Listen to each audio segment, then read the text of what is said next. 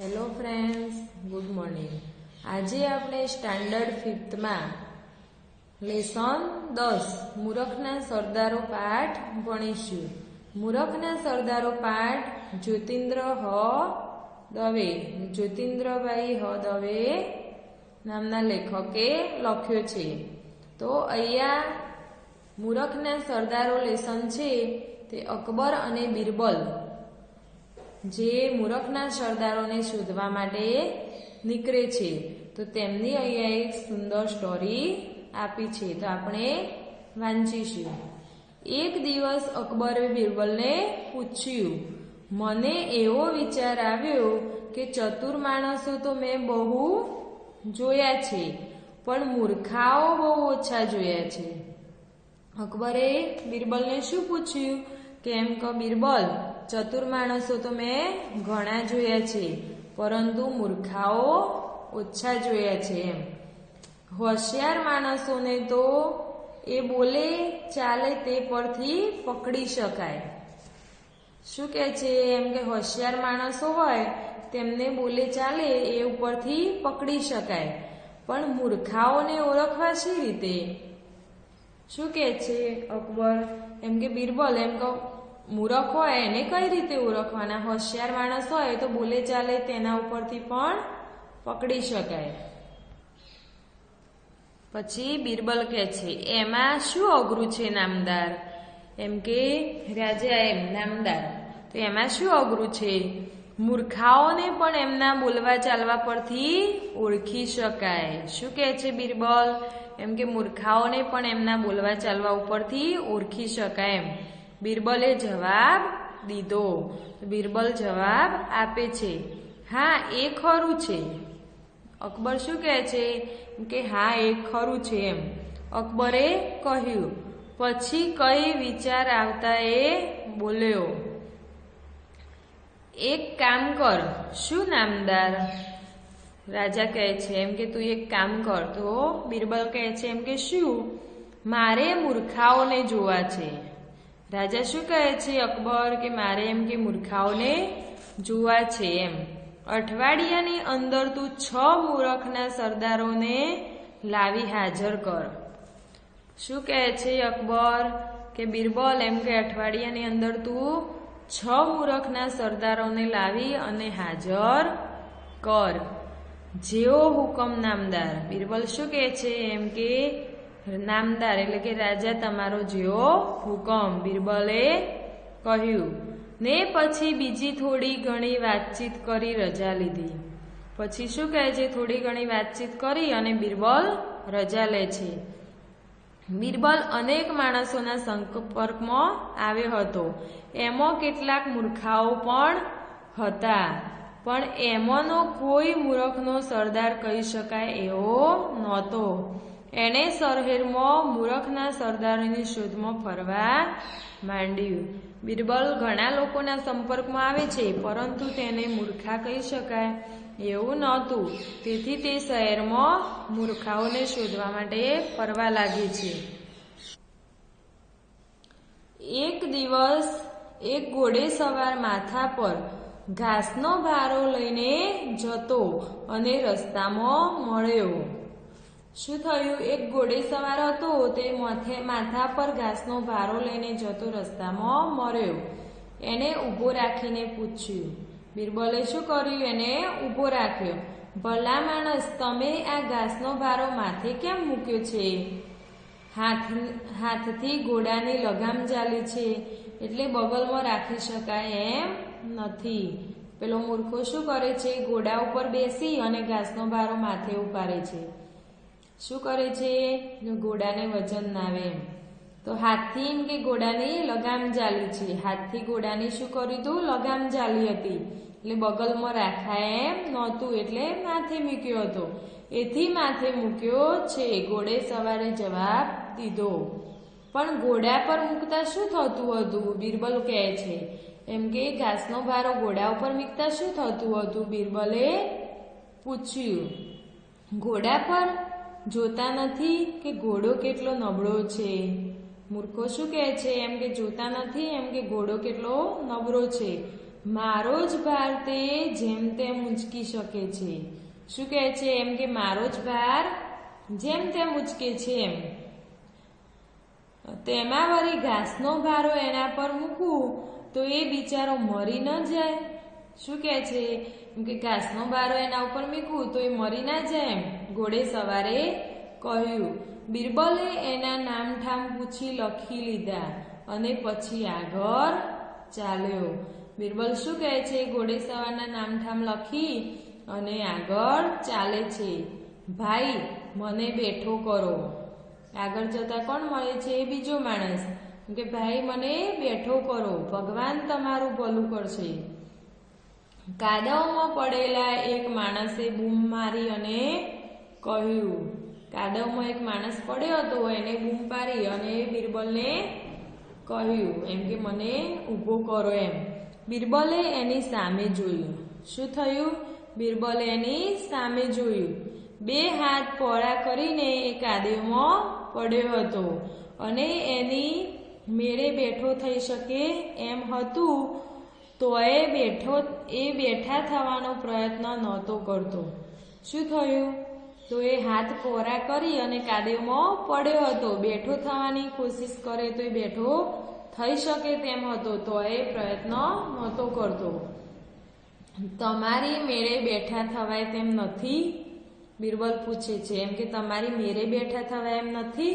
બિરબલે પૂછ્યું. ના, પેલાએ જવાબ દીધો. એમ કે ના, મારો હાથ ઝાલો કહી બિરબલે એને ટેકો આપતા પોતાનો હાથ લંબાવ્યો. પણ પેલા માણસે કહ્યું, નહીં નહીં, મારા હાથને અડશો નહીં. મારી ચોટલી પકડીને મને બેઠો કરો. શું કહે છે? એમ કે મારા હાથને અડશો નહીં. એમ કે મારી ચોટલી પકડી અને મને બેઠો કરો. કેમ, તમારા હાથને કઈ ઈજા થઈ છે? બિરબલે પૂછ્યું. એમ કે તમારા હાથને ઈજા થઈ છે? ના, ઈજા તો કશી નથી થઈ, પણ પહેલા મને ચોટલી પકડીને ઊભો કરો પછી કહું. માણસે કહ્યું. એમ કે મને ચોટલી પકડીને ઊભા કરો પછી હું કહું છું. બિરબલે એને ચોટલી પકડીને ઊભો કર્યો. એ પછી પેલો માણસ 2 હાથ પહોળા રાખીને ઊભો રહ્યો. શું થયું? 2 હાથ પહોળા રાખી અને તે ઊભો રહ્યો. તે જોઈ બિરબલે પૂછ્યું, પણ તમે હાથ આમ કેમ રાખ્યા છે? બિરબલે પૂછ્યું. એમ કે તમે હાથ કેમ આમ રાખ્યા છે? એ જ વાત છે ને? પેલાએ જવાબ દીધો. મારે સુથાર પાસે કબાટ કરાવવાનું છે. શું કહે છે? કે મારે એમ કે સુથાર પાસે કબાટ કરાવવાનું છે.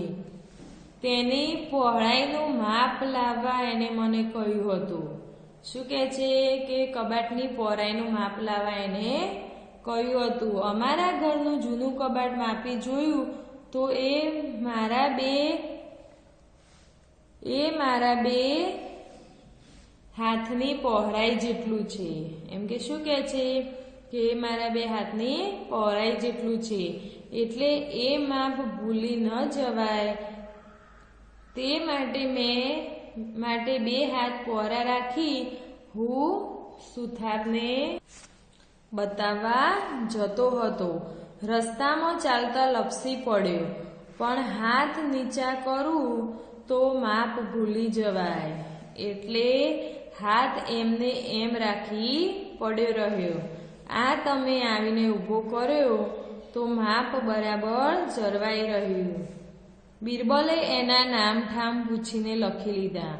બિરબલને શું થયું? આ બીજો મૂરખનો સરદાર મળી ગયો, જે કબાટનું માપ આપવા માટે હાથ પહોળા કરી અને જતો હતો. કાદવમાં પડ્યો તો પણ એને હાથ ભેગા ના કરે એમ. આ બનાવ પછી 2 દિવસ રહીને બિરબલ બાદશાહ પાસે ગપ્પા મારીને રાતે ઘરે પાછો ફરતો હતો. ત્યાં રસ્તામાં ફાનસ હેઠળ એણે એક માણસને કંઈક શોધતો દીઠો. જ્યારે બિરબલ 2 દિવસ પછી બાદશાહની સાથે વાત કરીને રાત્રે જતો હતો ત્યાં એને એક ફાનસ નીચે એક માણસ કંઈક શોધતો દીઠો. શું શોધો છો? કંઈ પડી ગયું છે? બિરબલ પૂછે છે. બિરબલે પૂછ્યું એમ કે શું શોધો છો? કંઈ પડી ગયું છે? હા, પેલાએ ટૂંકો જવાબ આપ્યો. શું? સોનાની વીંટી. પેલો માણસ શું કહે છે? એમ કે સોનાની વીંટી. લાવો હું એ શોધવા લાગુ. બિરબલને શું કીધું કે લાવો એમ કે હું એ શોધાવું એમ કહી બિરબલે પણ વીંટીની શોધ માંડી. ત્યાંથી પસાર થતા માણસો પણ એ શોધમાં ભર્યા. ત્યાંથી પસાર થતા માણસો પણ શોધવા લાગ્યા. તમારી ખાતરી છે કે અહીં જ પડી હતી? એમ કે તમને ખાતરી છે કે વીંટી અહીં જ પડી હતી? થોડી વારે ટોળામાંથી એક જણે પૂછ્યું. થોડી વાર પછી શું થયું? ટોળામાંથી એક જણે પૂછ્યું, ના, અહીં નથી પડી. ત્યારે પેલાએ કહ્યું એમ કે અહીં તો નથી પડી. ત્યારે પડી ગઈ છે તો ત્યાં દૂર. એમ કે શું કહે છે કે ત્યાં દૂર પડી છે. આંધે અંધારા ખૂણા તરફ આંગળી કરી એને જવાબ દીધો.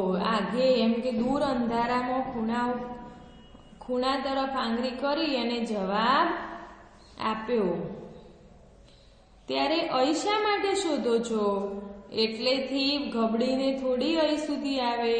એમ કે અહીં શું કામ શોધો છો? એમ એટલાથી ગબડીને થોડી અહીં આવી જાય. ત્યાં અંધારું બહુ છે અને અહીં દીવો છે. પેલો શું કહે છે કે એમ કે ત્યાં તો અંધારું બહુ છે અને અહીં દીવો છે એટલે અજવાળે શોધી શકાય. પેલાએ જવાબ દીઠો. એમ કે એટલે અજવાળે શોધી શકાય એટલે અહીં શોધું છું. મારો બેટો તદ્દન મૂરખ છે. શું કહે છે પેલો બિરબલ કે મારો બેટો તદ્દન મૂરખ છે. આપણને નકામી મહેનત કરાવી. એમ કે આપણને નકામી મહેનત કરાવી. એમ તિરસ્કારથી કહીને વીંટી શોધવા ભેગા થયેલા લોકો ત્યાંથી ચાલી ગયા. બધા શું કહે છે કે મારો બેટો મૂરખ છે એમ કે આપણને ખાલી ખોટી મહેનત કરાવી એમ કરી અને ભેગા થયેલા બધા લોકો ત્યાંથી જતા રહ્યા. બિરબલે પણ એના નામઠામ લખી લીધા.